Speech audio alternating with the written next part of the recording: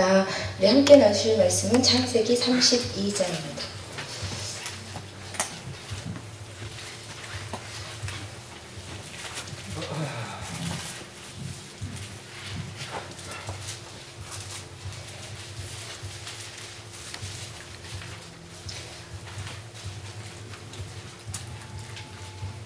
창세기 32장 긴 관계로 함께 말씀을 나누면서 읽어 나가도록 하겠습니다. 우리가 지난 시간에 창세기 31장에서 야곱이 드디어 20년 동안 하란 땅에서 생활하던 것을 청산하고 이제 베델의 하나님의 영광을 다시 체험하기 위해서 출하란을 하는 장면을 함께 보았습니다. 그 출하란의 여정이 위대한 것은 야곱이 좀 더 돈을 벌기 위해 출하란했던 것이 아니고 조금 더 좋은 직업을 얻기 위해 출하란했던 것이 아니고 이제 좀 안정된 직장을 갖게 됐는데, 그렇죠? 20년 동안이나 그곳에서 살면서 안정된 상태가 되었지만 베델의 하나님의 영광을 체험하고자 나온 길이었기 때문에 그 출하란의 길이 위대하였던 것입니다. 여러분, 우리가 하나님을 예배하기 위해, 하나님을 진정으로 잘 섬기기 위해 내가 익숙한 것, 내가 갖고 있는 기득권, 내가 즐기는 것들 놓고 나오면 하나님께서 그 사람은 절대로 포기하지 않으시고 그 사람을 절대적으로 보호하십니다. 그 증거가 어디 있나요? 바로 1절과 2절에서 야곱이 만난 마하나임의 천사들이 있습니다. 우리 1절과 2절을 다 같이 읽겠습니다. 시작. 야곱이 길을 가는데 하나님의 사자들이 그를 만난지라. 야곱이 그들을 볼 때 이르기를 이는 하나님의 군대라 하고 그 땅 이름을 마하나임이라 하였더라. 야곱이 하란에서 나오는데 벼랑간 영적인 눈이 트였습니다. 튀어서 보니까 수많은 천사들이 자기에게 오는 거예요. 근데 이 천사들이 하나 둘이 아니라 두 진영이나 두 때나 되는 천사들이었습니다. 그래서 어떻게 할 수 있냐면 마하나임이라는 이름의 뜻이 두 그룹, 두 진영, 두 때라는 뜻이에요. 그러니까 야곱이 갑자기 영적인 눈이 뜨인 거예요. 다른 사람은 다 못 보는데 야곱의 눈에 수많은 두 진영의 천사들이 자기를 호위하는 거예요. 여러분, 우리가 지금은 육적인 눈만 뜨고 있기 때문에 안 보이는 것이지만 우리의 영적인 눈이 뜨면 이곳에 성령님께서 함께 하심을 보게 될 줄로 믿습니다. 우리 영적인 눈이 뜨면 육적인 눈으로 봤을 때는 이렇게 아름다운 분이신데 영적인 눈을 뜨고 봤더니 누더기 옷을 입고 있을지도 몰라요. 그렇죠? 영혼과 육적인 눈은 다른 것입니다. 근데 야곱은 다른 사람은 다 못 보는데 야곱 눈에만 영안이 열려서 두 때 천사들이 함께 하는 것을 보는 것입니다. 하나님께서 왜 이 시점에서 마하나임의 천사들을 보게 해 주셨겠습니까? 너가 하란 땅에 나온 이 결단을 내가 기뻐한다. 내가 너의 결단을 귀중히 여기고 너를 절대적으로 보호할 거야. 손끝 하나도 털끝 하나도 상하지 아니할 거야. 그것을 하나님께서 보여주신 것이에요. 여러분이 지난 시간의 말씀대로 여러분이 즐기고 익숙한 세상 것을 내어놓고 다른 목적이 아니라 하나님만을 더 잘 예배하기 위해서 믿음의 여정을 시작하면 그 사람에게 마하나임의 두 때 천사들이 함께 하게 됨을 기억하시기를 바랍니다. 보통 이야기할 때 우리에게 2명의 천사들이 붙는다고 하는데 특별히 하나님을 위해 결단하고 나가는 자는 2명이 아니라 2때란 말이에요. 하나님은 모든 사람을 사랑하시지만 하나님을 더 간절히 찾는 자, 하나님을 더 많이 사랑하는 자, 나를 사랑하는 자가 나의 사랑을 입게 되어 있는 것입니다. 여러분이 하나님을 더 잘 섬기고자 하면 2명이 2때로 늘어나는 것입니다. 마하나임의 천사들의 호의를 받으시는 여러분 되시기를 부탁드립니다. 야곱이 마하나임의 천사를 봤을 때 어땠을까요? 너무 기뻤겠죠. 왜 기뻤냐면 지금 야곱 마음에 짐이 하나 있잖아요. 짐이 뭐예요? 에서를 만나야 돼요. 베델의 하나님의 영광을 경험하기 위해서 가지만 에서라는 넘기 힘든 산이 있는 거예요. 그래서 걱정이 무지 됐을 텐데 아니 하나님이 마하나임의 천사들을 보여주시니 아 하나님이 나를 지키시겠구나. 하나님이 에서의 마음을 감동시키시겠구나. 걱정할 것이 없구나 라고 확신을 했어요. 그래서 담대한 믿음을 가지고 에서에게 사람을 보내서 내가 갑니다 이렇게 얘기하는 거예요. 그게 3절에서 5절입니다. 함께 읽겠습니다. 시작. 야곱이 새 땅 에돔 들에 있는 형 에서에게로 자기보다 앞서 사자들을 보내며 그들에게 명령하여 이르되 너희는 내 주 에서에게 이같이 말하라. 주의 종 야곱이 이같이 말하기를 내가 라반과 함께 거류하며 지금까지 머물러 있었사오며 내게 소와 나귀와 양떼와 노비가 있으므로 사람을 보내어 내 주께 알리고 내 주께 은혜 받기를 원하나이다 하라 하였더니 사자들이 야곱에게 돌아와 이르되 우리가 주인의 형 에서에게 이른즉 그가 400명을 거느리고 주인을 만나려고 오더이다. 아니 지금 야곱은 하나님이 지키신다고 약속하셨으니까 담대함을 가지고 형 에서에게 내가 갑니다 라고 보냈어요. 그리고 기대했던 대답은 하나님이 마하나임을 보여주셨으니까 형 에서가 그래 동생아 빨리 와라 뭐 이런 응답을 기대한 거예요. 믿음으로 하나님께서 보여주신 대로. 아니 근데 웬걸 대답은 뭐였다고요? 6절에 봤더니 들려주세요. 6절에 봤더니 사자들이 야곱에게 돌아와 이르되 우리가 주인의 형 에서에게 이른즉 그가 400명을 거느리고 주인을 만나려고 오더이다. 환영하기로는 400명이 너무 많잖아요. 그죠? 환영하는 표현은 아닐 거란 말이에요. 야곱이 하나님이 분명히 함께 하신다고 약속해 주셨는데 현실은 에서가 죽이러 온다는 거예요. 여러분 이 상황은 어떤 상황이냐면 아브라함 때 많이 봤듯이 하나님께서 주신 말씀과 현실이 갭이 생기는 상황이에요. 내가 방황하는 내 딸을 위해 하나님 이 딸을 좀 하나님 구원해 주세요 하면 기도하면 하나님이 걱정하지 마. 그 딸은 내가 이미 치유했어 이렇게 말씀하셨단 말이에요. 근데 그 말씀을 믿고 딸을 보면 딸의 상태는 똑같거나 더 심해진단 말이에요. 이것이 하나님께서 내게 주신 음성과 하나님께서 내게 보여주신 하나님의 환상과 현실이 극단으로 대비되고 있는 모습이에요. 여러분 이 상황에서 여러분이라면 어떻게 하시겠습니까? 대부분의 99%의 사람들은 하나님께서 보여주신 것과 현실이 대비될 때 어떻게 생각하냐면 아 내가 잘못 들었나 보다. 내 생각이었나 보다. 아 내가 천사들을 본 줄 알았는데 움직이는 나무떼였나 보다.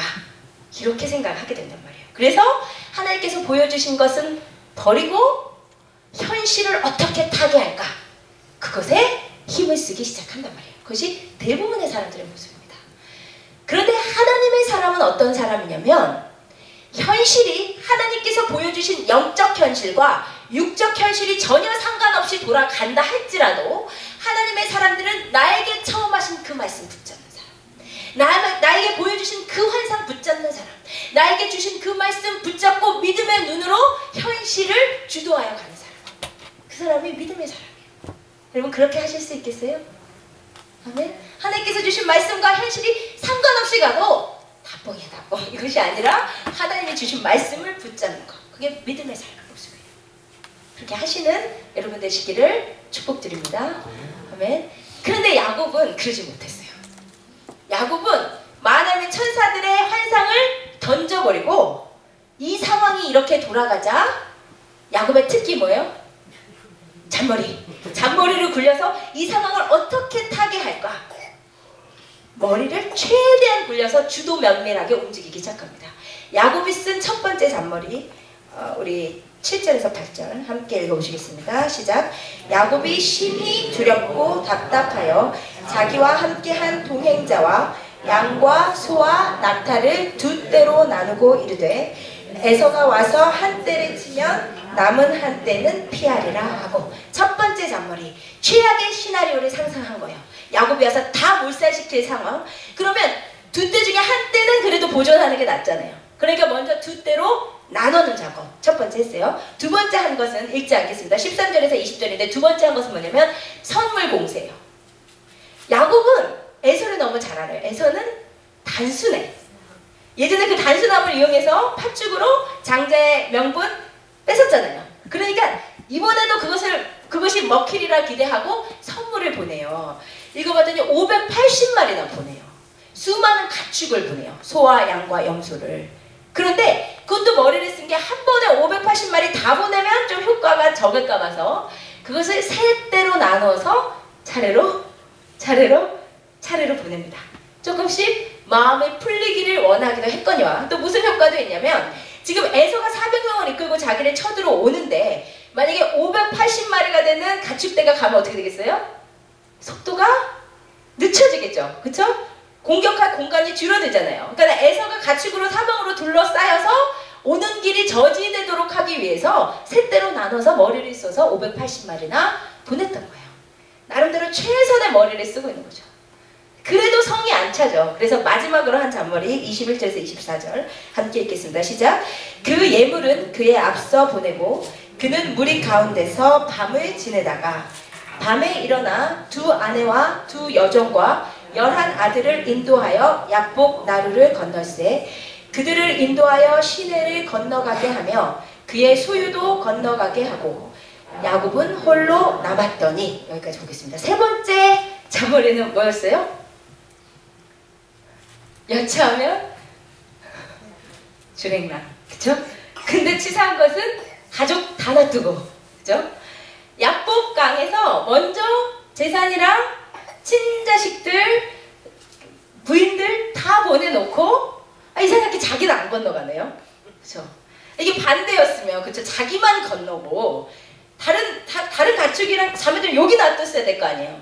근데 자기 친가족들, 재산들 다 보내놓고 자기는 그곳에 홀로 남아있는 거예요. 아무리 야곱에게 좋게 평가를 내리려고 해도 뭐 아마 야곱이 없으면 안 치겠지 뭐 이렇게 자기가 빠져줬다 뭐 그렇게 생각하더라도 아마도 최후의 수단으로 여차하면 주랭랑을 계획했을 가능성이 커 보이는 장면이에요. 그렇죠? 이 세 가지가 야곱이 쓴 잔머리였습니다. 그렇게 해서 가족들과 재산을 다 보내고 자기 혼자 야복강을 건너기 직전에서 혼자 있었대요. 혼자서 아마 또 뭐 쓸 머리가 없나, 또 내 수단과 방법이 없나 막 생각하고 있었을 수도 있고 기도는 했을 텐데 기도는 하면서도 머리는 사정없이 돌아가고 있었을 거예요. 근데 바로 그 순간에 야곱의 인생에서 베델 사건과 더불어 가장 중요한 양대 사건 중에 하나인 브니엘 사건이 일어납니다. 야곱의 인생 가운데 가장 중요한 두 가지 사건이 있어요. 파란만장한 그의 인생 가운데 하나는 베델에서 하나님을 만나는 사건이고 또 하나는 오늘 브니엘에서 하나님을 만나는 사건이에요. 이 두 사건을 잘 이해하는 것이 너무 중요합니다. 왜냐하면 우리 성도가 갈 여정에 가장 중요한 두 가지 사건이 베델과 브니엘이기 때문이에요. 결론부터 말씀드리자면 제가 베델의 하나님을 설교하면서 뭐라고 했냐면 베델의 하나님은 어떤 하나님이냐면 내가 지금까지 귀로만 들어온 하나님, 그렇죠? 지금까지 내가 다른 사람에게 들어오고 공부만 해오던 하나님을 실제로 나의 하나님으로 만난 사건이다 라고 말씀을 드렸죠. 그래서 우리 모두는 베델의 하나님을 만나야 된다고 했어요. 이 말씀을 들으시고 우리 최금영 집사님이 그 말씀을 계속 되뇌셨대요. 나는 그 베델의 하나님을 아직 못 만난 것 같은데 내가 어떻게 만날까? 그렇게 고심하고 기도하던 중에 하나님께서 그 베델의 하나님께서 최금영 집사님을 만나주셨대요. 그래서 집사님 하신 고백이요. 내가 이제 하나님을 만났다고. 여러분 이것이 우리가 해야 될 일입니다. 말씀을 들으시고 어떻게 그 말씀대로 살아볼까?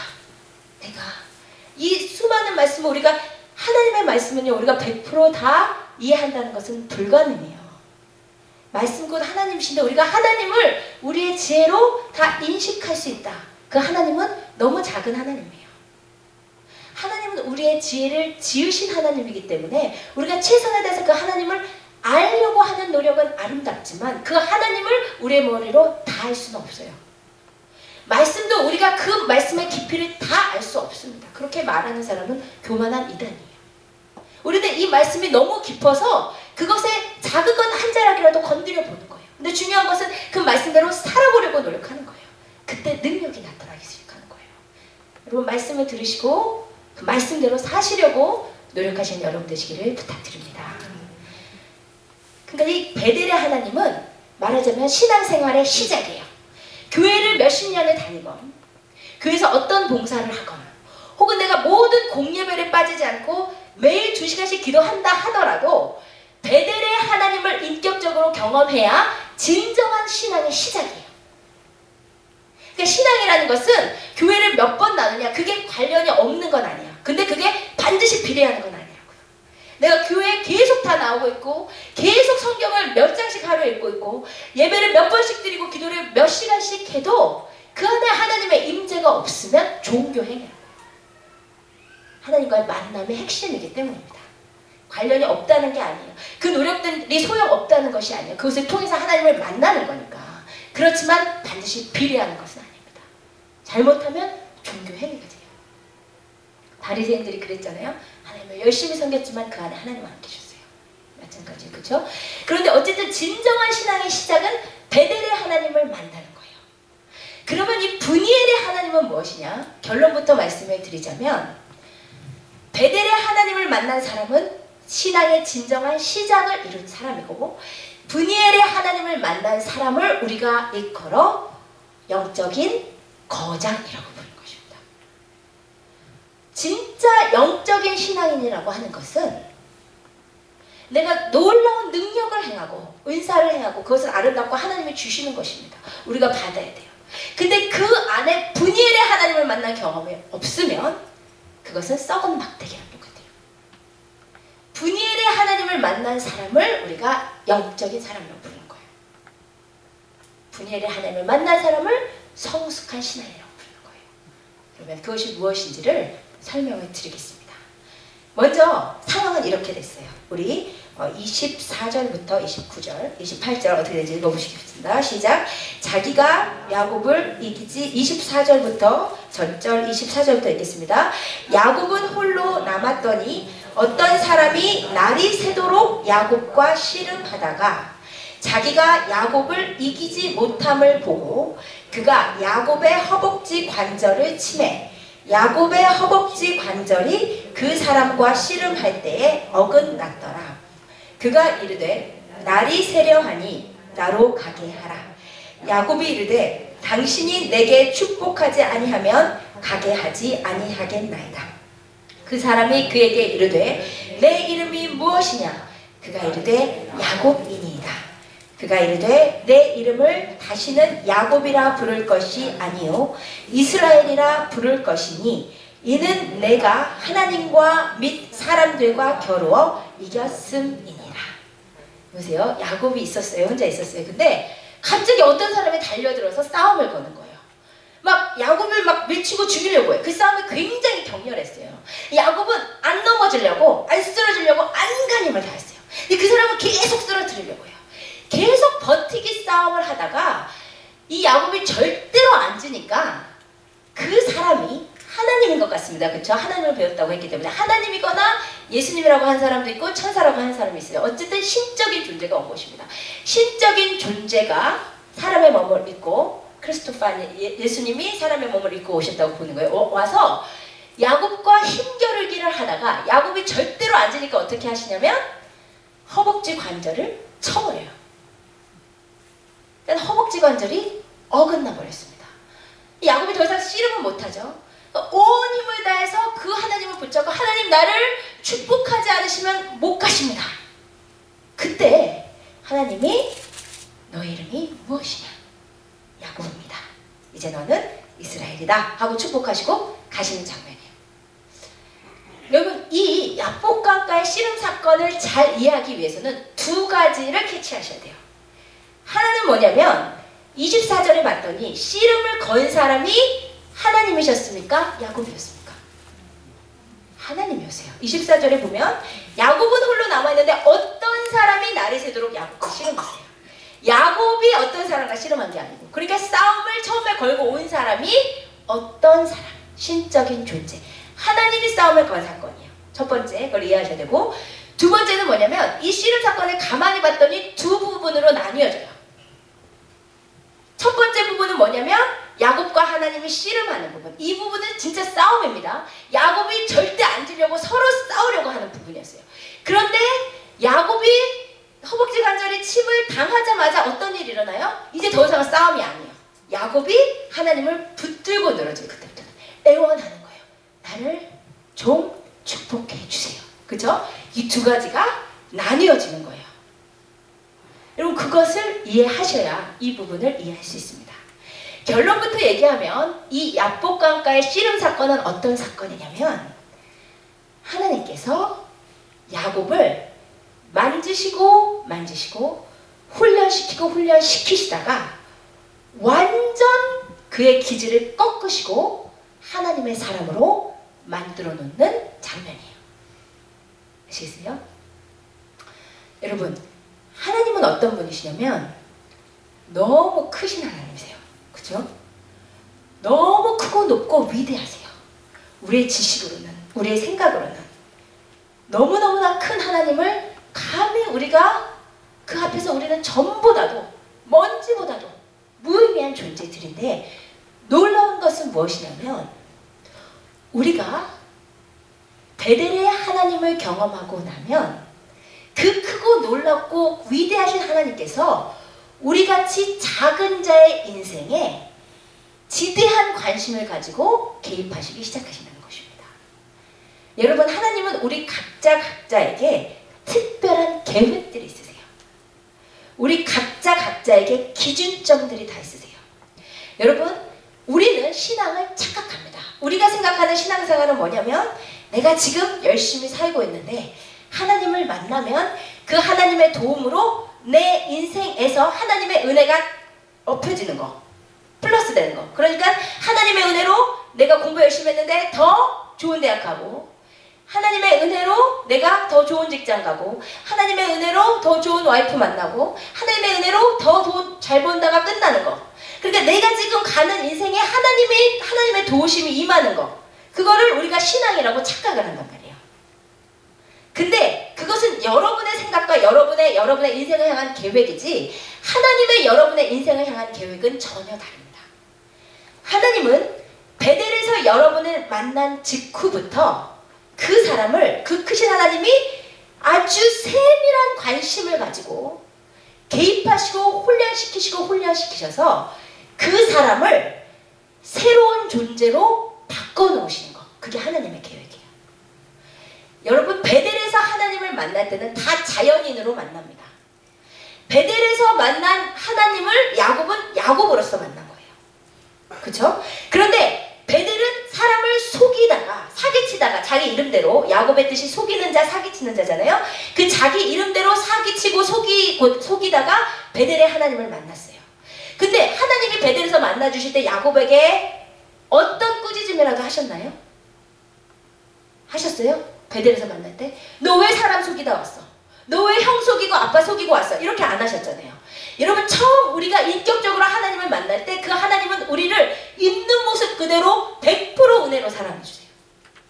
절대로 꾸짖으시지 않습니다. 그냥 그 사랑에 녹아서 베델의 하나님을 만나는 거예요.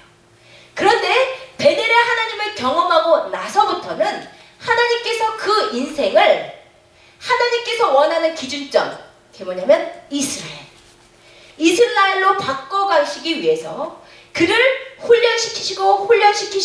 훈련시키시다가 어느 순간, 하나님께서 계획하신 어느 순간 정말 이제 이스라엘로 바뀌어야 될 때 찾아오셔서 주도적으로 씨름을 거시고 그를 이스라엘로 바꿔놔버리신단 말이에요.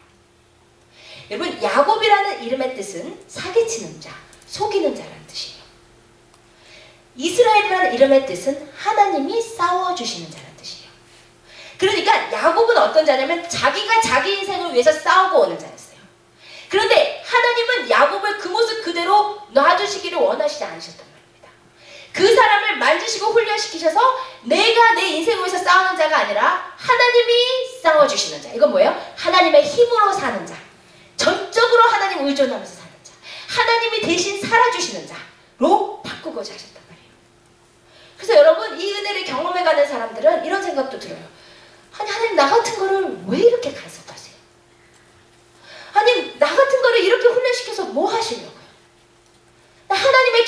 이스라엘이어서 할 수 없는 것입니다. 이스라엘로 만드셔야 그 사람을 통해서 12지파의 족장이 되는 하나님의 나라의 확장에 기여하는 수많은 영혼들이 하나님께로 오는 조상이 되기 때문이에요. 그러니까 하나님께서 여러분을 갖은 공을 다 들이셔서 여러분 베델 야곱으로서 하나님께 오신 여러분을 만지시고 훈련시키셔서 이스라엘로 세워놓으시는 거예요. 그래야 여러분을 통해서 열방이 구원받기 때문입니다. 지금 우리가 이 모습 이대로 야곱의 모습 그대로 밖에 나가서 전도해도 안 듣잖아요. 그렇죠? 우리가 이스라엘이 돼야 나를 통해 하나님의 나라가 확장되게 되어 있는 거예요. 나를 통해 하나님이 영광 받으시게 되어 있는 거예요. 그래서 하나님이 나를 바꿔가시는 것입니다. 여러분이 베델의 하나님을 만날 때 자연의 그대로, 이해선 모습 그대로, 최경욱 집사님 모습 그대로, 우리 집사님들 모습 그대로 오는데 그 다음부터는 대비하셔야 돼요. 하나님이 나를 훈련시키신다. 나의 기질을, 나의 약점을, 나의 생각들을. 여러분 야곱의 인생을 반추해 보십시다. 야곱이 원래는 속이기의 명수였고 베델의 하나님을 만나기 전까지는 그 기술이 통했었어요. 그쵸? 아빠도 잘 속였고 형도 잘 속였어요. 그래서 장자권과 장자의 축복을 얻고 베델까지 왔잖아요. 그런데 베델의 하나님을 만나면서부터 이상하게 그 기술이 안 먹혀 들어가기 시작해요. 그쵸? 지금까지는 잘 속이면서 왔는데 베델의 하나님을 만나면서부터 내 속이는 기술이 안 먹힐 뿐만 아니라 나보다 더 잘 속이는 속이기의 명수 라반을 붙이셔서 하나님이 끊임없이 나를 말씀하시기 시작하는 거예요. 그게 뭐냐면 하나님이 그때부터 씨름을 걸기 시작하셨던 것입니다. 야곱아, 속이는 너 기질 내려놔. 야곱아, 네 머리로 사는 너 인생 하나님 앞에 꺾여야 돼. 이렇게 처음부터 씨름을 걸기 시작하셨던 것이에요. 그 씨름이 뭐냐면 눈앞에서 라헬인 줄 알았는데 레아가 변장하고 앉아있을 때 하나님이 그때 뭐라고 씨름 거신 거예요? 야곱아, 너가 아빠 앞에서 형인 척하고 앉아있었잖아. 너 그거 죄야. 너 그 기준 꺾어야 돼. 너 속이는 기준 꺾어야 돼. 하나님 말씀하고 계셨던 거예요. 그죠? 라반이 끊임없이 임금을 10번이나 바꿀 때 야곱아, 너가 에서를 이렇게 속일 때 에서 마음이 어땠겠어? 너 속이는 기질, 네 머리로 서는 기질 너 바꿔야 돼. 너 꺾어야 돼. 계속 하나님이 씨름을 20년 동안 걸고 계셨던 거예요. 그런데 문제는 우리의 이 기질이라는 거, 이 타고난 약점이라는 거 정말 바꾸기 힘든 것입니다. 그죠? 안 바뀌고 안 바뀌니까 하나님께서 야곱을 이스라엘로 만드셔야 했기에 그를 자기의 머리로서는 도저히 어쩔 수 없는 상황까지 모시고 약복강나루로 모시고 그 다음에 아무리 수단과 방법을 써도 안 되는 그 상황에서 하나님이 주도권을 가지고 가셔서 본격적으로 씨름을 거시는 거예요. 야곱아, 너 지금 왜 여기 있어? 너 왜 머리 쓰고 있어? 너 꺾어. 너 힘으로 사는 거 아니야. 하나님이 대신 살아주시는 거야. 계속 하나님이 말씀하시는 거예요. 씨름을 막 얘를 꺾으려고. 야곱의 자가 꺾여야 이스라엘이 되니까 꺾는 게 씨름 계속 꺾으시는 거예요. 그 야곱이 죽어도 버티는 거예요. 절대 안 꺾여. 왜 야곱이 안 꺾였는지 아세요, 여러분? 우리는 특징이 있어요. 야곱은 내가 지금까지 그래도 잔머리 굴렸기 때문에 여기까지 살아왔다고 생각하는 거예요. 야곱은 그래도 지금까지 내가 열심히 살고 부지런하게 살고 남 속이면서 살았기 때문에 여기까지 살았다고 생각해요. 정말로요. 그래서 이것을 내가 하나님 앞에 놓아버리면 죽을 것 같은 거예요. 내 인생이 큰일 나버릴 것 같은 거예요. 하나님은 지금 이 수단과 방법 다 내려놓으라고 하시는데 이 수단과 방법 다 내려놓으면 난 다 죽어버릴 것 같은 거예요. 절대 못 죽어요, 하나님은. 그래서 하나님께 버티는 거예요. 그게 씨름을 계속했던 것입니다. 근데 아무리 씨름해도 야곱이 넘어지기를 거부하자 하나님께서 최후의 수단으로 허벅지 관절을 쳐버리세요. 왜 거기를 치셨어요? 야곱이 하나님과 씨름하면서도 마지막으로 남겨놨던 수단과 방법이 뭐예요?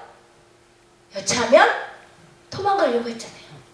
하나님께 그 마지막으로 남았던 수단과 방법을 못쓰게 꺾어버리시는 거예요. 그래서 허벅지 관절을 치신 거예요. 하나님께서 허벅지 관절을 치시자 야곱이 끝까지 하나님 앞에 하나님이 너 수단과 방법 내려놔. 너 자 꺾어. 하나님 나 절대 못 꺾어. 나 죽어요. 하는데 하나님께서 허벅지 관절을 쳐버리시자 더 이상은 야곱이 두 다리로 서 있을 수도 없는 상황이 되잖아요. 그때 비로소 야곱의 자가 무너지는 거예요.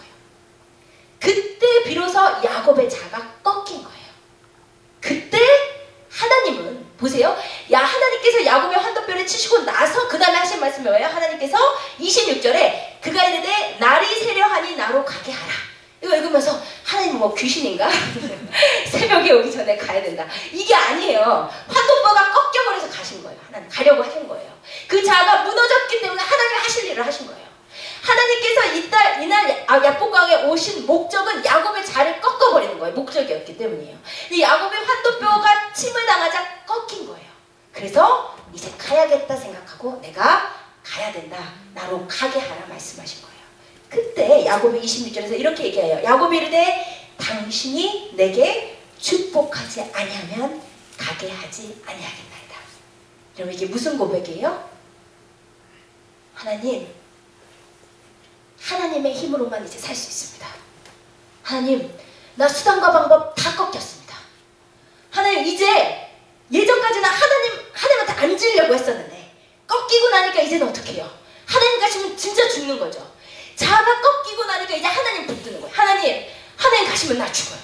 하나님 나 축복하지 않으면 나 죽어요. 하나님 나 수단과 방법 쓸 거 하나도 없습니다. 나 이제 잔머리 아무것도 없어요. 하나님 나는 이제 죽은 목숨입니다. 가진 거 없이 머리랑 두 다리로 살았는데 하나님 이제 꺾어버리셨으니 나 갈 데 없어요. 하나님 나 그냥 가시면 나 죽어요. 라고 하나님 내 입으로는 아무것도 할 수 없습니다라는 하나님께 철저하게 복종된 고백을 하는 그 순간, 바로 그 순간이 야곱이 이스라엘이 되는 순간이에요. 그리고 그 순간을 하나님이 기다리시고 그 순간을 위해서 야복강으로 가셨던 것이에요. 여러분 하나님이 우리에게 기대하시는 고백은 이것입니다. 여러분 우리가 말로는 하나님의 힘으로 산다고 하고 말로는 하나님이 도와주셔야 산다고 하지만 여러분 이 우리의 매일의 이 24시간의 생활을 보세요. 얼마나 내 힘이 많아요. 얼마나 내 머리가 많아요. 얼마나 내 수단과 방법이 많아요. 얼마나 내 거짓말이 많아요. 얼마나 내 노력이 많아요. 그런데요 우리는 이거 꺾이면 죽을 것 같아. 나 이거 고백 안 하려고 했는데 해야 되네.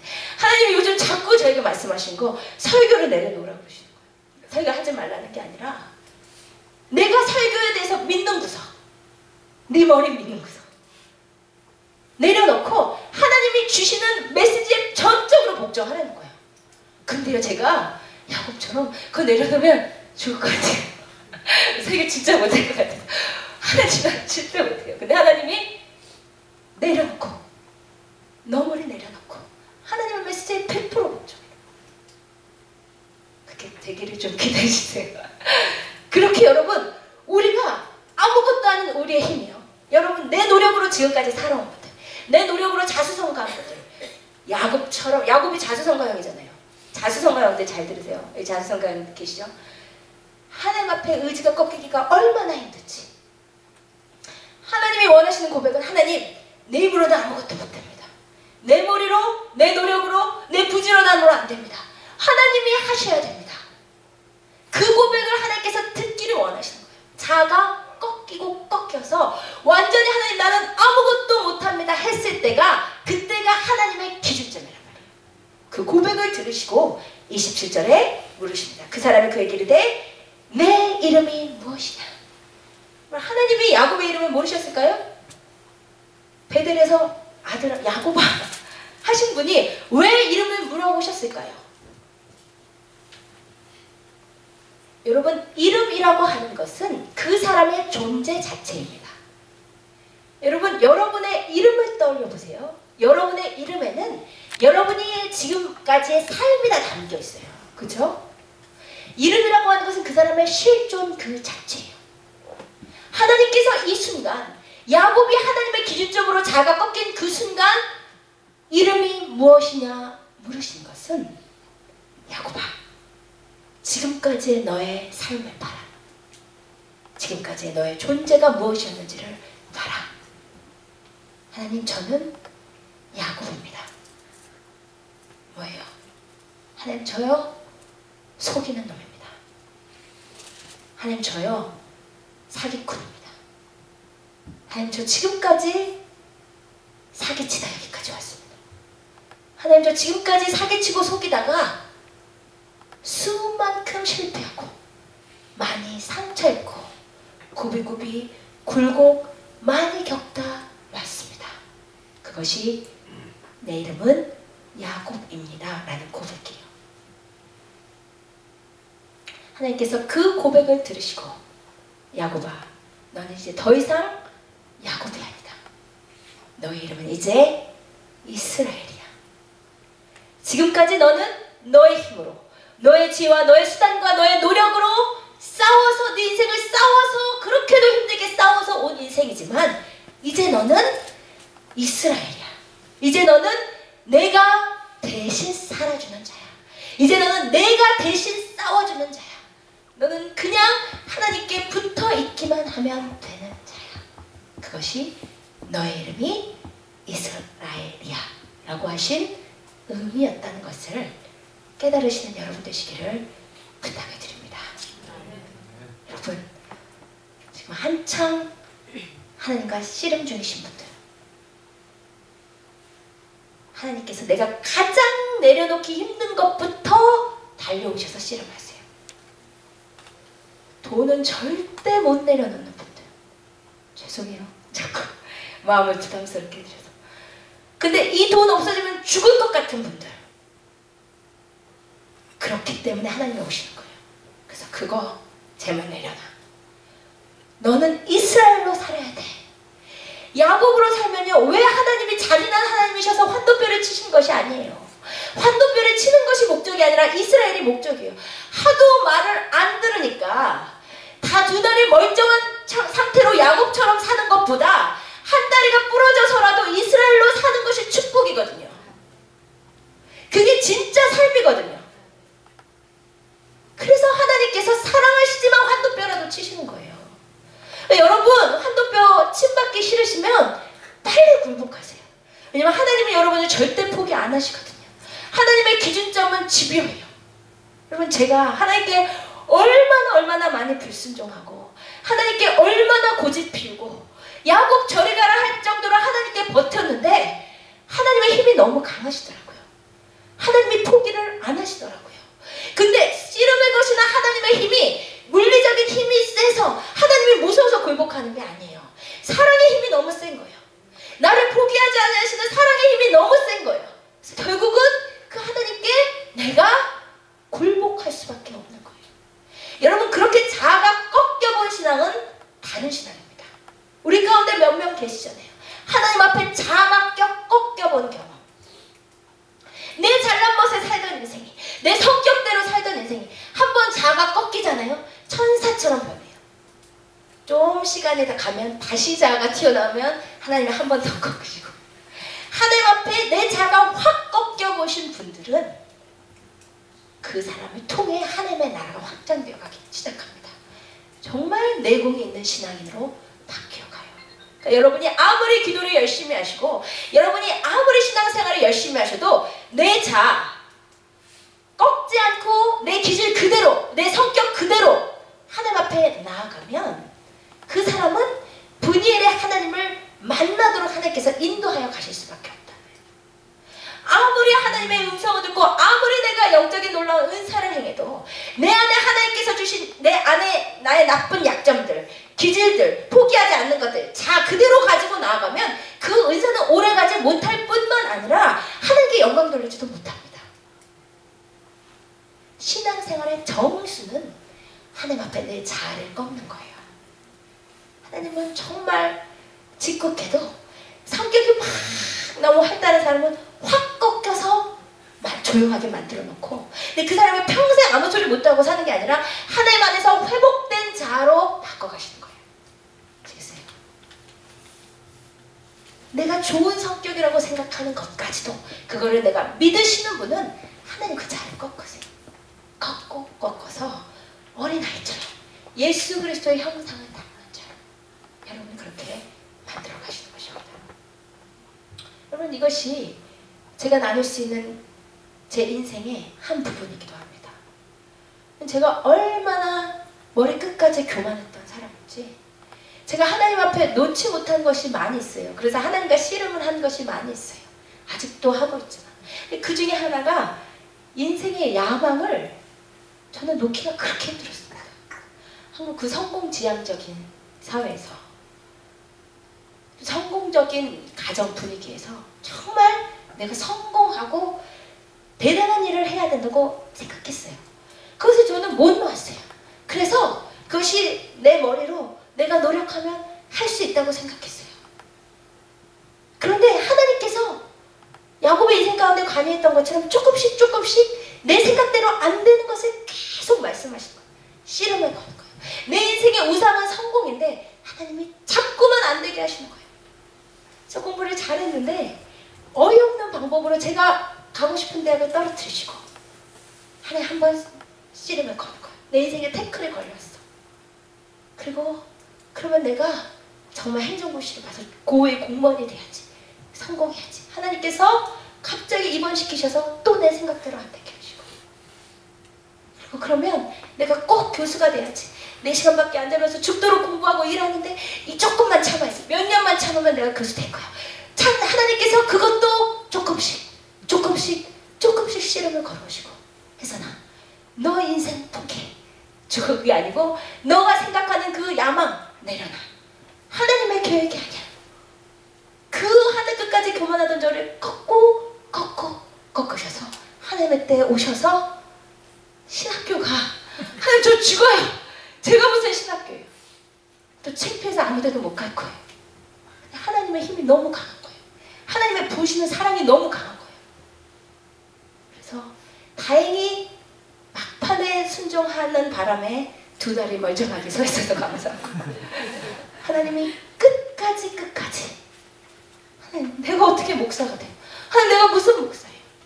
하나님이 너의 계획은 내가 안 하니 너의 생각은 너 생각과 다르다. 나의 생각은 너의 생각과 다르다. 하나님께서 나를 끊임없이 씨름을 거셨는데 그 하나님이 나보다 더 강하셔서 하나님께 꺾이고 하나님의 기준점으로 가는 중에 있습니다. 여러분 그 역사가 여러분의 인생 가운데 일어나시기를 주님의 이름으로 부탁을 드립니다. 교회를 아무리 오래 다니셔도 나의 약점들, 나의 기질들, 나의 자아들 꺾지 않고 계속 가면 껍데기 신앙이에요. 교만해지기만 하는 신앙이에요. 진짜 내공 있는 신앙은 깊은 가운데서 하나님 앞에 자아가 철저히 꺾여서 어린 양이 어디로 인도하든지 따라갈 수 있는 자, 그것이 내공이 있는 신앙입니다. 왜 하나님께서 그를 이스라엘이라고 하시면서 너는 하나님하고 싸워서도 이겼고 사람하고 싸워서도 이겼어 라고 말해주신 줄 아세요? 싸움은 하나님이 이기셨는데 왜 너는 하나님이랑 싸워서 이겼다고 말하는 거예요? 여러분 하나님 앞에 자아가 꺾여본 자는 하나님께 보시기에 가장 위대한 자이기 때문입니다.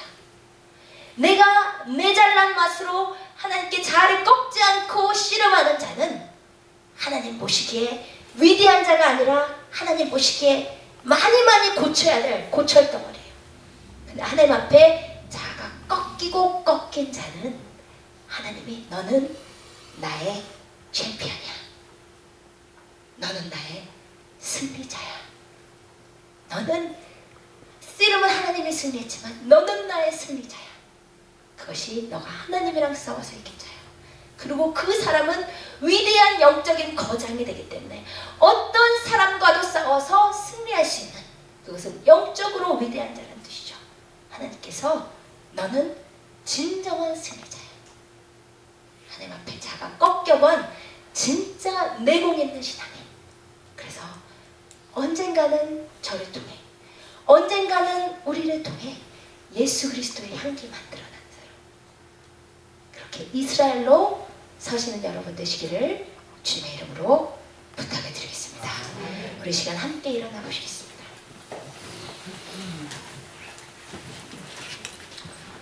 여러분 우리 시간 내 수단과 방법, 내 지혜로 살아보냐, 야복강 나루의 야곱처럼 하나님 앞에 서보십시다. 하나님이 여러분에게 질문하십니다. 너의 이름이 무엇이냐? 하나님 저는 야곱입니다. 하나님 저는 이해선입니다. 하나님 저는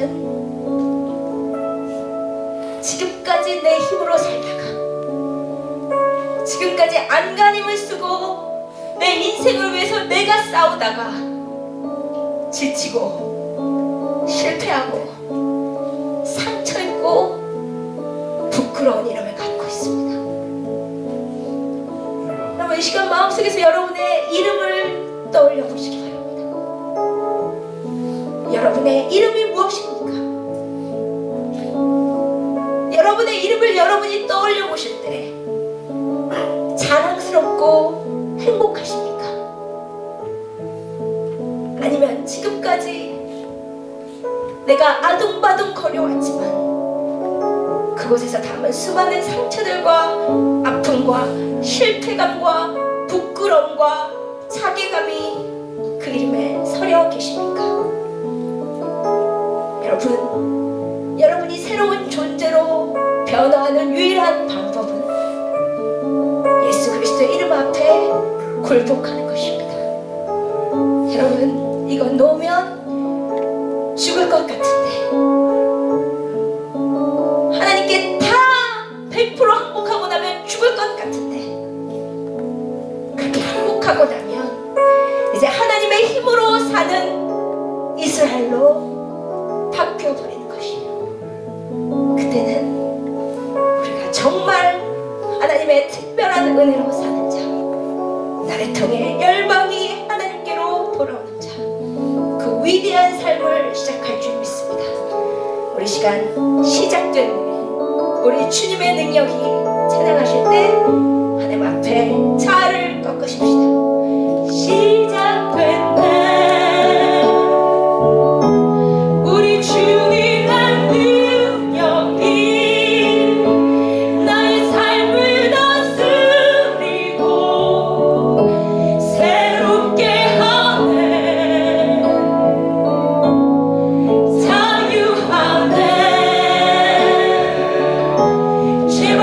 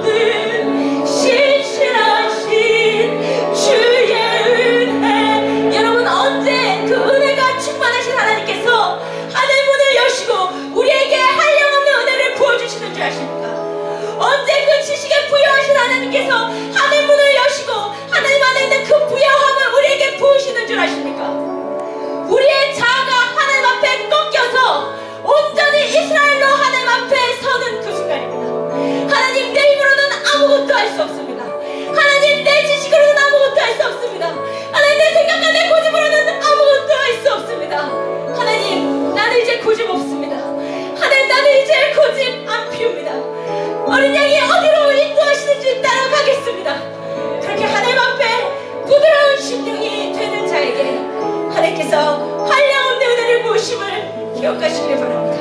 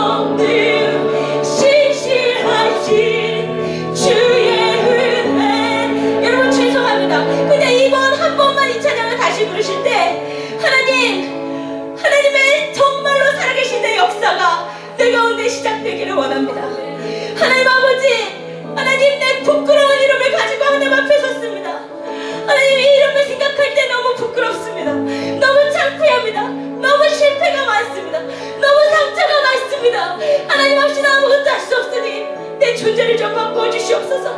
나를 이스라엘로 좀 바꾸어 주시옵소서. 여러분, 하나님을 붙들고 하나님, 나 다 죽었습니다. 나 다 내려놓습니다. 그렇게 하나님 앞에 내려놓고 이 찬양 다시 부르십시다. 시작됐네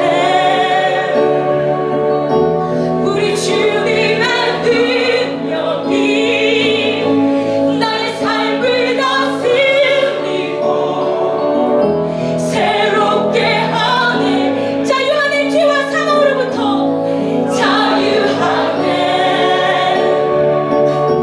죄와 사망으로부터 나의 삶은 변하구나. 충만하네. 은혜로다 은혜로다. 주의 은혜